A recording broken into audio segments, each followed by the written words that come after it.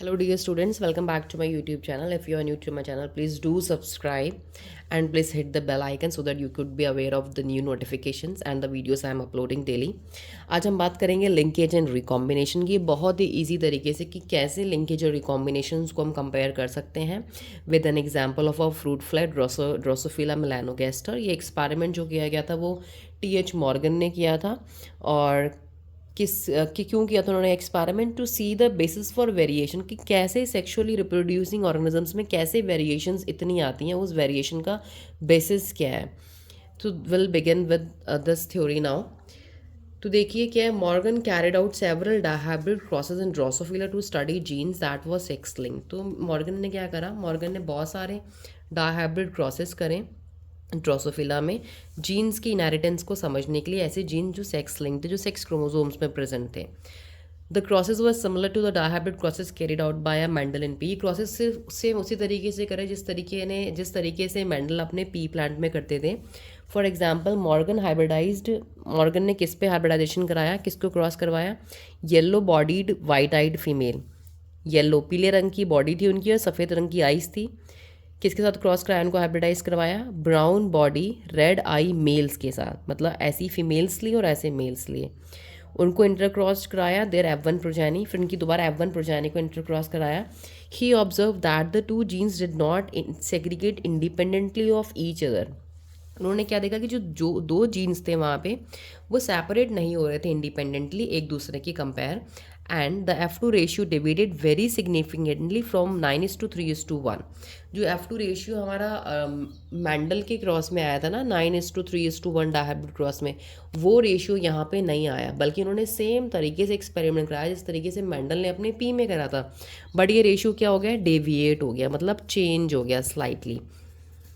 अब देखिए, Morgan and his group knew that the genes were located on the X chromosome. Morgan और उसके group को ये पता था कि जो जीन्स होते हैं वो एक्स क्रोमोसोम पे लोकेटेड होते हैं। And saw quickly that when the two genes in the dihybrid cross were situated on the same chromosome. और जब दो जीन्स अगर डायहाइब्रिड क्रॉस है हमारे सेम क्रोमोसोम पे, जैसे एक क्रोमोसोम ले लिया हमने, दो जीन्स हमारे यहाँ पे सिचुएटेड है, for example the proportion of the parental gene combination were much higher than the non parental type. तो इसमें जो हमारे पेरेंटल टाइप के जो कॉम्बिनेशंस था वो मच हायर था, मतलब जो पेरेंट्स के टाइप के जो प्रोजेनी आई वो बहुत ज़्यादा थी as compare to non parental. मतलब पेरेंट्स के ज़्यादा जैसी प्रोजेनी ज़्यादा बनी as compare to non parent, अलग कम कॉम्बिनेशंस कम बने। Morgan attributed this due to the physical association और लिंकेज ऑफ टू जीन्स। तो मॉर्गन ने क्या बताया कि ये इसलिए होता है कि एक वहाँ पे एसोसिएशन होता है, उनका लिंकेज होती है, जिसे हम कह सकते हैं लिंक्ड होते हैं genes of two genes and coined the term linkage. Linkage क्या है, जो जीन्स हमारे जिस तरीके से क्रोमोसोम पे लगे होते हैं वो लिंकेज बोलते हैं उसे हम।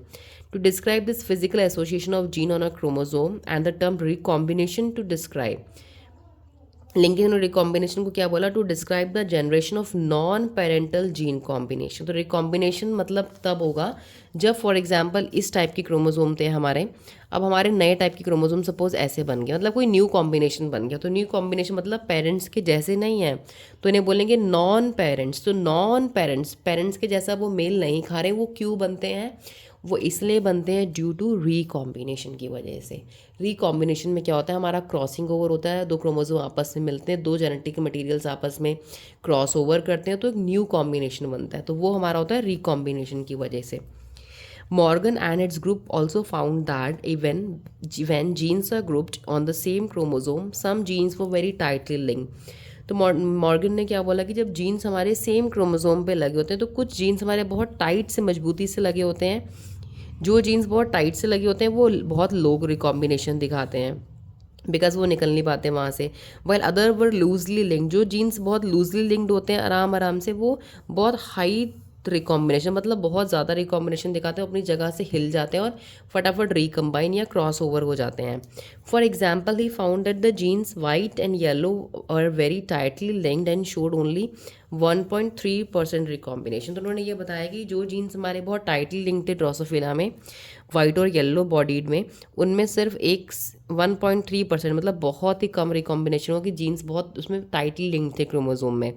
बट वाइट और मिनिएचर विंग वाली जो हमने फ्लाई ली, मक्खी ली, उसमें 37.2% रिकॉम्बिनेशन हुआ। मतलब इनके जीन बहुत लूजली लिंक्ड थे, बहुत लूजली लगे हुए थे क्रोमोसोम के, जिसकी वजह से उन्होंने रिकॉम्बिनेशन बहुत ज़्यादा कर लिया।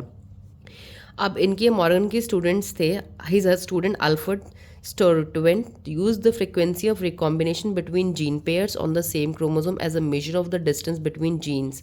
तो इनके स्टूडेंट ने क्या कहा, उन्होंने फ्रीक्वेंसी ऑफ मतलब कितनी फ्रीक्वेंसी में रिकॉम्बिनेशन हो रहा है, कितनी फ्रीक्वेंसी ऑफ रिकॉम्बिनेशन 1.3 में हो रहा है या 37.2 में हो रहा है। उन्होंने फिर डिस्टेंस बिटवीन द जीन्स भी लिया कि जीन्स के बीच का डिस्टेंस भी मैटर करता है कि रिकॉम्बिनेशन ज़्यादा होगा या कम होगा, क्योंकि ये डायरेक्टली प्रोपोर्शनल होता है कि डिस्टेंस बिटवीन जीन अगर ज़्यादा है तो रिकॉम्बिनेशन भी ज़्यादा होगा। अभी आपको पीछे बताऊंगी क्यों होगा ये। Today genetic maps are extensively used as starting point in the sequencing of whole genomes as was done in the case of human genome sequencing project।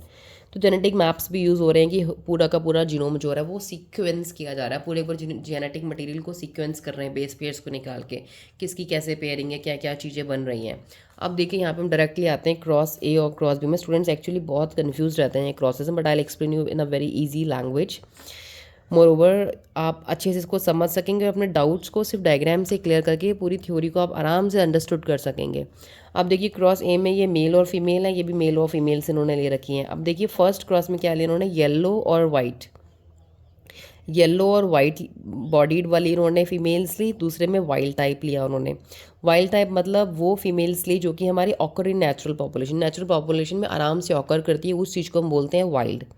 जैसे फॉर एग्जाम्पल आप वाइल्ड एनिमल समझ लीजिए, जो नेचुरली ऑकर कर रहे हैं कहीं भी, हम उनको कोई पाल नहीं रहे हैं। सेकंड क्रॉस में उन्होंने क्या लिया, वाइट और मैन्योचर लिया उन्होंने, और जो नेक्स्ट लिया उन्होंने, जो मेल लिया वो उन्होंने वाइल्ड टाइप लिया। तो मेल उन्होंने यहाँ पे वाइल्ड टाइप लिया, फीमेल कैसे ली, वाइट और वाइट बॉडीड थी। मैन्योचर मतलब उसकी जो विंग्स थी वो रिड्यूस्ड, मैन्योचर आप लिख लेना, या रिड्यूस विंग के लिए कहते हैं जब पंखों का साइज़ बहुत कम होता है। तो ये हमारी फीमेल होगी येलो वाइट और मेल हो गए वाइल्ड टाइप। यहाँ पे होगी वाइट और मैन्योचर फीमेल, और मेल हो गए वाइल्ड टाइप। यहाँ आप देखो आप कैसे डिफ्रेंशिएट करेंगे मेल और फीमेल में।